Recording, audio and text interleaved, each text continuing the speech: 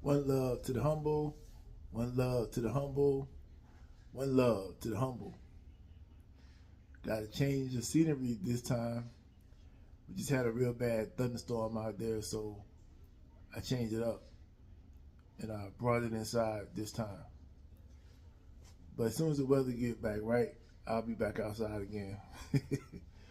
But I want to talk to you about something a little bit different, and I want to talk about health in the black community. You know, that's something that we need to really, really improve on, really, really think about.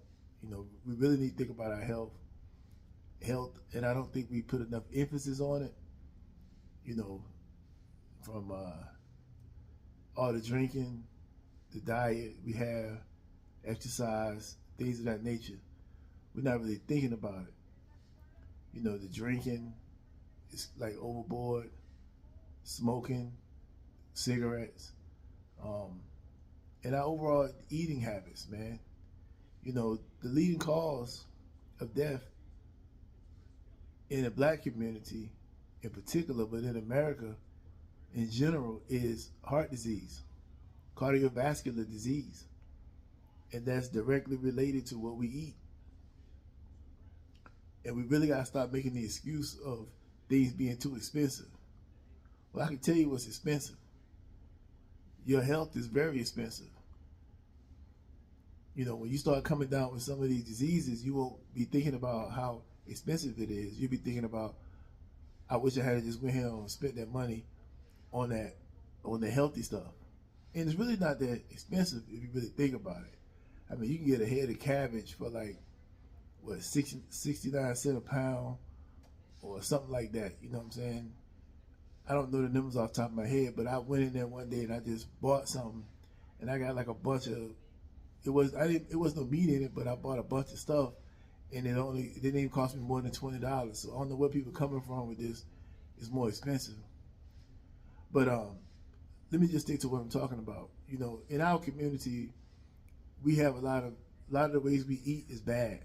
If you really think about it, the things that we like to eat is bad, which is why around about 40s on up, we started seeing a lot of these diseases like cardiovascular disease, heart disease, high blood pressure, things like that. And it's preventable stuff, but we don't prevent it, right? We just continue on because that's who we are. That's what we do. That's part of the culture to eat like that. You know, we like pork. We like, I mean, all of the things that can cause us harm, that's what we like to eat. We don't want to change it. You know, I told the guy, hey man, I want you to get a salad. He told me he don't eat rabbit food. He said he called it rabbit food. I get it, man. But that's what's gonna save your life, man. You know, we eat these meals like fatback meat, especially in the South. You may not be from the South, so you may not have this type of diet, but being from the South is real bad. You know, those things like fatback, all these different type of sausages. Um, all that stuff is good, man, but it's bad for you. You can't eat it all the time. It's guaranteed to run your blood pressure up. And I can give you a true story. You know, like with me, around about when I had got into my 30s, man, I got into my 30s, and I was probably around 30, I want to say like 33, 34. Somewhere like that, man. I started developing high blood pressure. You know what I'm saying? Man, but at the same time, I was drinking heavy. You know, I was in the military. It's not an excuse, but military um, tends to breed alcoholics. I hate using that word, but that's what it really is. But you can say breed people that abuse alcohol, whichever you want to call it. But the military breeds that kind of stuff. Now I'm gonna give you a story about that in a minute, because I'm gonna talk about alcohol. But right now I'm gonna stick to the health. But I had started developing high blood pressure. It was because of my eating habits, my lifestyle, drinking, and this me. You know, I'm in pretty good physical condition at this time, but my eating habits still had me all messed up, and the drinking and things like that. And plus I had to be careful because I come from a long line of people with high blood pressure. And I'm gonna give you a true story. My dad's mom had a heart attack. I didn't even really get to know her because I was like 5 years old, something like that. She had a heart attack and died. She was like in her 40s, right? Now, you go fast forward down the line, my dad's brother, he had an aneurysm. He had a brain aneurysm. You know, everything was cool. Came home from work, talked to my, do the normal thing. Went by my dad's job, talked to him. Went to the house, and I wasn't there. I was in another country at the time. But this what went down.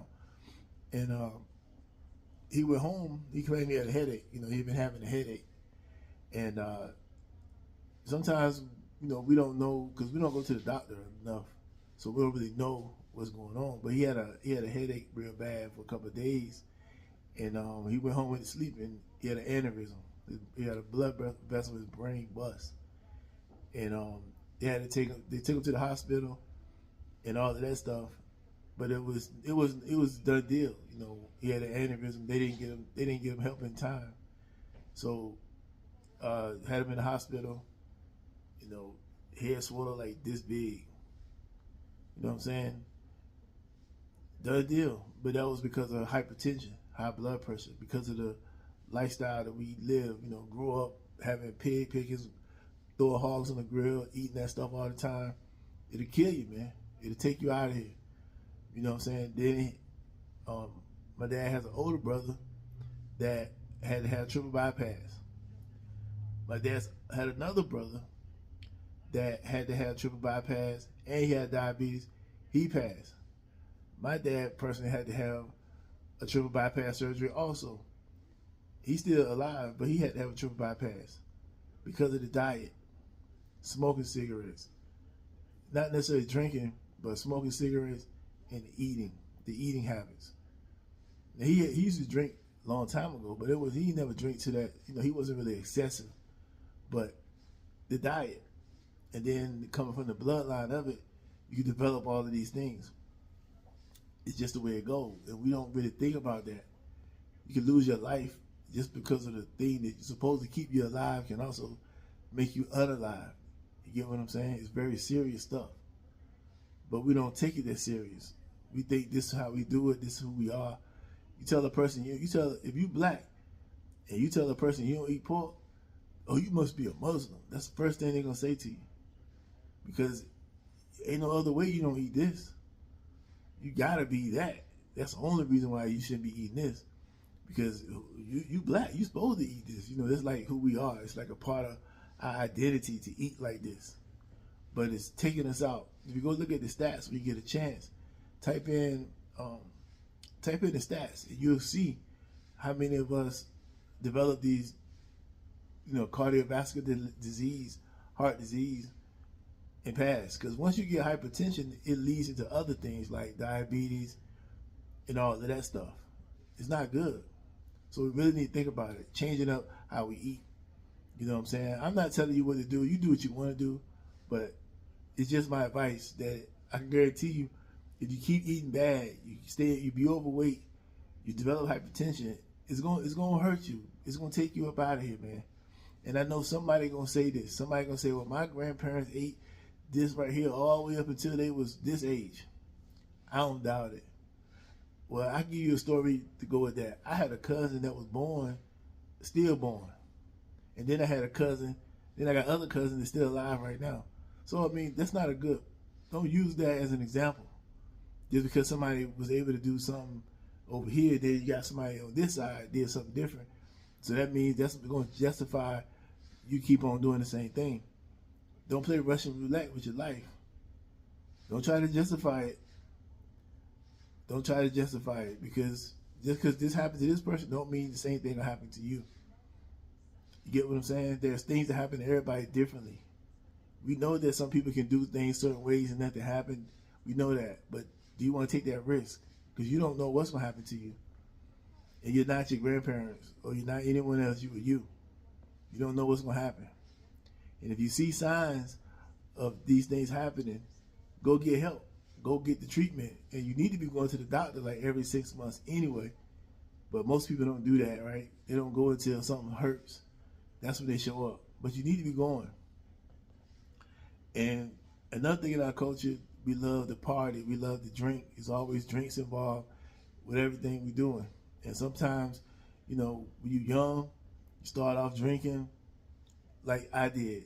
You know what I'm saying? I wasn't even a drinker in my 20s, right? Well, I wasn't even thinking about drinking. I joined the military, really wasn't a drinker. I didn't think I was going to become a drinker, but I did. Because being around friends, having peer pressure, it wasn't really peer pressure, but, well, I guess you can say that. They hand you a beer, you drinking it, and it's only a weekend thing. I don't drink during the week. I drink only on the weekends, because during the week I got to be focused on my job and all that stuff, so I ain't drinking during the week. Well, it's time on the weekend hit, it's time to party, we're gonna turn up. Or whatever they say nowadays. Back then we said something different. I don't remember.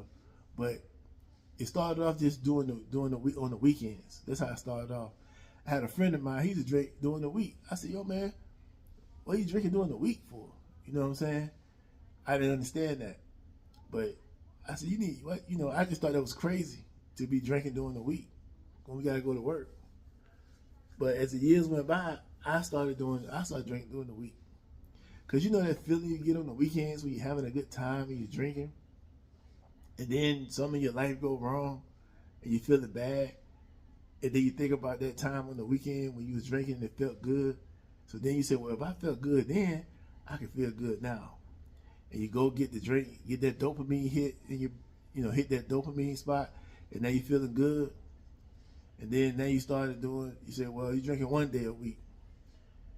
You're still drinking on the weekends, but you're drinking one day a week. Then you're drinking 2 days a week. Then it's time to go on 3 days. Time to go on 4 days, 5 days, 6 days. Next thing you know, you're drinking 7 days a week. And it seems normal. And then you're drinking one beer, maybe you're drinking 2 beers, then you're drinking a 6-pack, then you're drinking a liter, 2 liters, then you're a full-blown alcohol abuser. And you're killing your body on the inside. I don't know if I can say that word. You're messing your body up on the inside. And it seems so fun.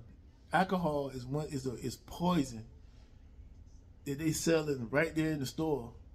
It's a drug. It's a legal drug. They sell it to you. It's literal poison. It's what it really literally is. It's straight poison, but they market it to you. They sell it to you like it's cool. Imagine they were selling like crack or heroin on the shelf in the stores. You would freak out and lose your mind. But see, people think alcohol is something different. It's some better thing to do. It ain't. It's actually worse.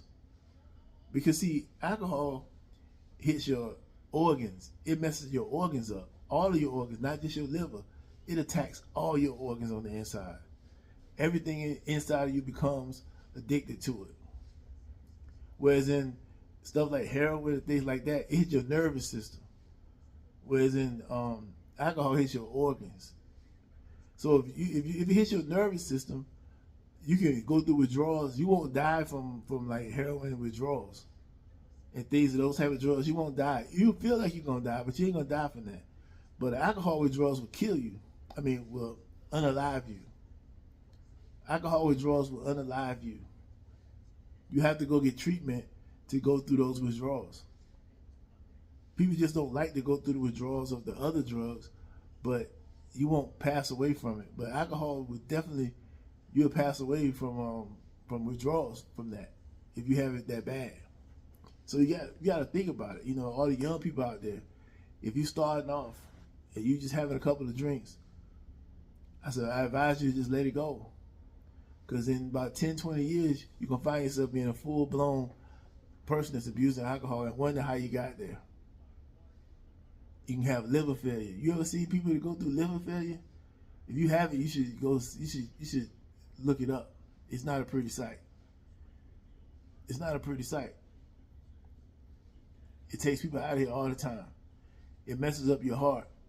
Now, if you're eating bad foods, which you will want to eat bad foods because you're drinking, it's all you want to eat when you're drinking is the burgers and the fries and the late night, all the bad stuff. But If you're eating that bad food on top of drinking, what do you think it's doing to your heart? You're giving your heart an overload. It's working extremely hard. And the body is fully adaptable, but it's still taking a beating from all of that. Then you run into, you got clogged arteries, you got weak heart muscle, you're gonna probably have a stroke. Now one side of your body paralyzed. If you don't die, if you don't take you out of here. So you add in the bad foods, pork, sausages, fried foods. I know we love fried foods, but all that stuff can be bad. The drinking, smoking cigarettes, all of those things affect your heart.